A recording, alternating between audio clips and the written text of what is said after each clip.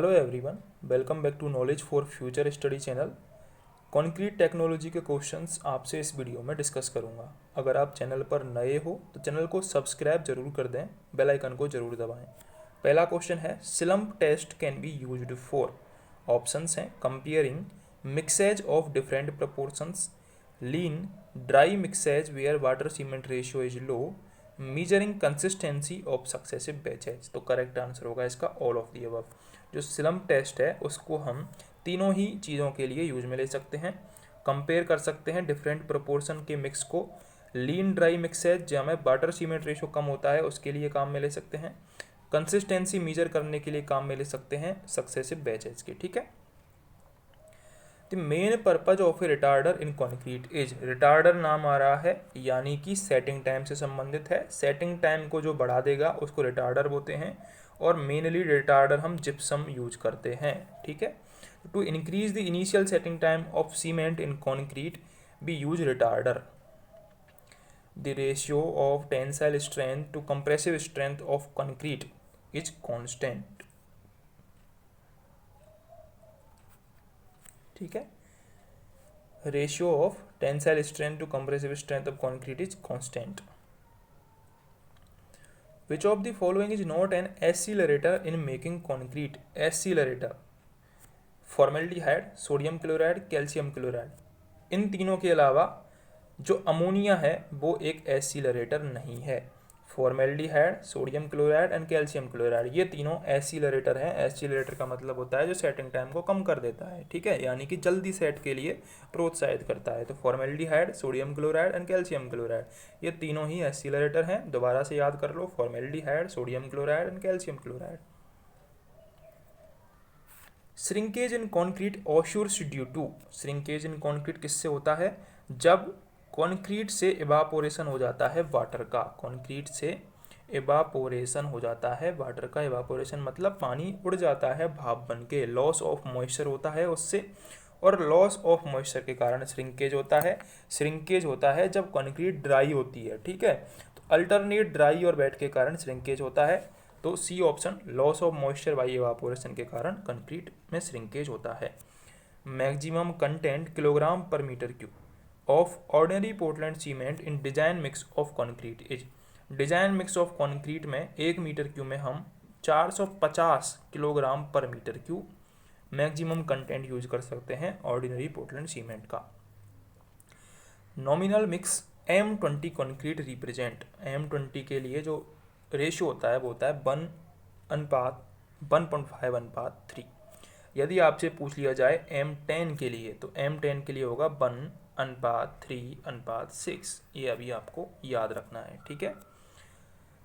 अगला क्वेश्चन है, the strength and durability of concrete depends upon.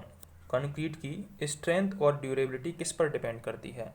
Size of aggregate, grading of aggregate, moisture contents of aggregate. तो तीनों ही चीज़ों पर करेगी। ग्रेडिंग पर डिपेंड करती है। बेल ग्रेडेड सैंड होनी चाहिए, बेल ग्रेडेड कंक्रीट होनी चाहिए। इसके अलावा साइज पर भी डिपेंड करती है। यदि फाइन होगी तो वर्केबिलिटी ज़्यादा होगी। मॉइस्चर कंटेंट पर भी डिपेंड करती है। मॉइस्चर कंटेंट कम होना चाहिए जिससे कि स्ट्रेंथ ज़्यादा हो। तो ऑल ऑफ दी अबव पर डिपेंड करती है। The admixtures are added to concrete to. Admixture concrete में किस लिए मिलाए जाते हैं, ये क्वेश्चन है। फर्स्ट है accelerate the rate of setting and hardening of concrete. Correct है। एसिलरेटर मैंने अभी बताया ही थे कौन कौन से थे। फॉर्मेल्डिहाइड था, कैल्शियम क्लोराइड था और सोडियम क्लोराइड था। ठीक है, ये एसिलरेटर थे। ठीक है। एसिलरेटर का काम क्या होता है? सेटिंग टाइम को जल्दी कर देते हैं, ये कम कर देते हैं मतलब। Make the concrete water proof and acid proof, ये भी करेक्ट है। एडमिक्सचर मिला के हम कॉन्क्रीट को वाटर प्रूफ बना सकते हैं, एसिड प्रूफ बना सकते हैं। Reduce the bleeding and segregation, bleeding और सेग्रीगेशन को कम कर सकते हैं। ब्लीडिंग का मतलब क्या होता है? ब्लीडिंग का मतलब होता है वाटर आ जाता है सरफेस पर किसी अर्थक्वेक के कारण या वाइब्रेशन के कारण। सेग्रीगेशन का मतलब क्या होता है? सेग्रीगेशन का मतलब होता है कि उसमें से कोर्स एग्रीगेट और फाइन एग्रीगेट अलग हो जाते हैं, वो सेग्रीगेशन हो गया। ठीक है, तो ये आपको दोनों याद रखने हैं। सेग्रीगेशन होता है जब हम ऊंचाई से कंक्रीट को गिराते हैं। The bulk density of aggregate depends upon. Bulk density of aggregate किस पर डिपेंड करती है? ऑप्शंस हैं शेप, कॉम्पैक्शन एंड ग्रेडिंग, तीनों पर डिपेंड करती है bulk density. Shape, compaction and grading. bulk density of aggregate depends on three options. An air entraining agent when added to concrete improves. Important question है, ठीक है। दो question बनते हैं इस पे।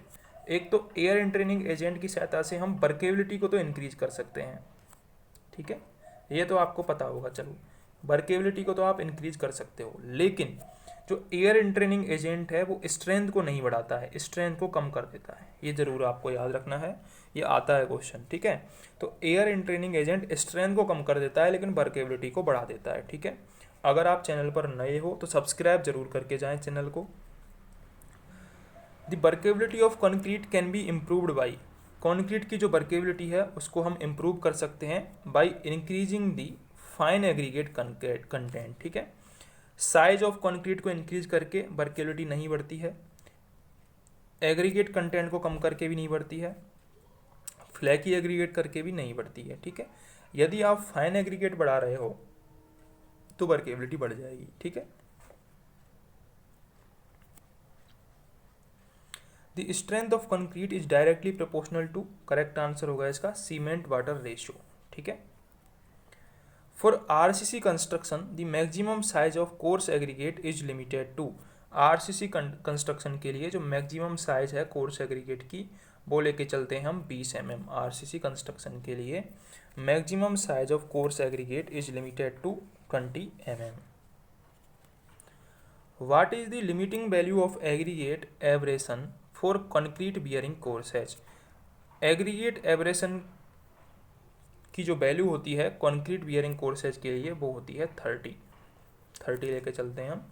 Limiting value of aggregate abrasion for concrete bearing courses is 30।